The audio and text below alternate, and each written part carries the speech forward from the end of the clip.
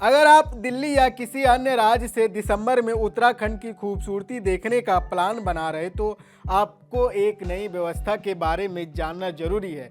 दिसंबर 2025 से उत्तराखंड में प्रवेश करने वाले दूसरे राज्यों के वाहनों पर ग्रीन सेस अनिवार्य होगा। राज्य सरकार ने इसके लिए आदेश जारी कर दिया है और इसकी पूरी प्रक्रिया को पारदर्शी और ऑटोमेटेड बनाने के लिए खास इंतजाम किए हैं। परिवहन विभाग के अपर आयुक्त SK सिंह के अनुसार इस ग्रीन सेस का वसूली फास्टैग के जरिए ऑटोमेटेड तरीके से होंगे, यानी जैसे ही आपका वाहन राज्य में प्रवेश करेगा फीस अपने आप कट जाएगी। इसके साथ ही राज्य की सीमाओं पर 16 स्थानों पर ऑटोमेटेड नंबर प्लेट कैमरे लगाए गए हैं जो हर वाहन की निगरानी करेंगे। इन कैमरों में गढ़वाल और कुमाऊं मंडल की सीमाओं पर वाहनों की पहचान और शेष वसूली की प्रक्रिया पूरी तरह नियंत्रित होगी।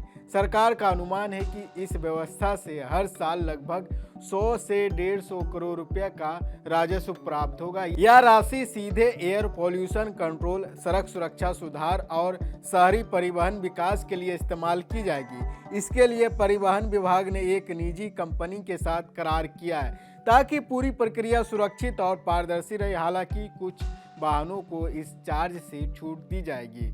इनमें 2 पहिया वाहन, इलेक्ट्रिक और CNG वाहन, सरकारी वाहन, एम्बुलेंस और फायर ब्रिगेड की गाड़ियां शामिल है। साथ ही अगर कोई वाहन 24 घंटे के भीतर दोबारा राज्य में प्रवेश करता है तो उसको दोबारा ग्रीन सेस नहीं देना होगा। विभाग ने अलग अलग वाहनों पर ग्रीन सेस की दरें भी तय की है। कार पर 80 रुपया, डिलीवरी वैन पर 250 रुपया, भारी वाहन पर 120 रुपया, बस पर 140 रुपया, ट्रक के आकार पर 140 से 700 रुपया तक का सेस लगेगा।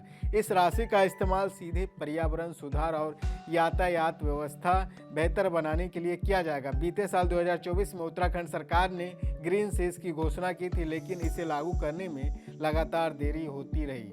अब सरकार ने इसे दिसंबर 2025 से पूरी तरह लागू करने का निर्णय लिया है। सरकार की यह योजना राज्य में परिवहन सुरक्षा और यातायात सुधार की दिशा में एक बड़ा कदम साबित होगी। इस नई व्यवस्था के साथ अब उत्तराखंड आने वाली बाहरी राज्यों के वाहन मालिकों को ग्रीन सेस की जानकारी और ऑटोमेटेड वसूली की प्रक्रिया के बारे में पूरी तैयारी रखनी होगी। यह कदम राज्य में पर्यावरण सुधार और रोड सेफ्टी के लिए अहम माना जा रहा है।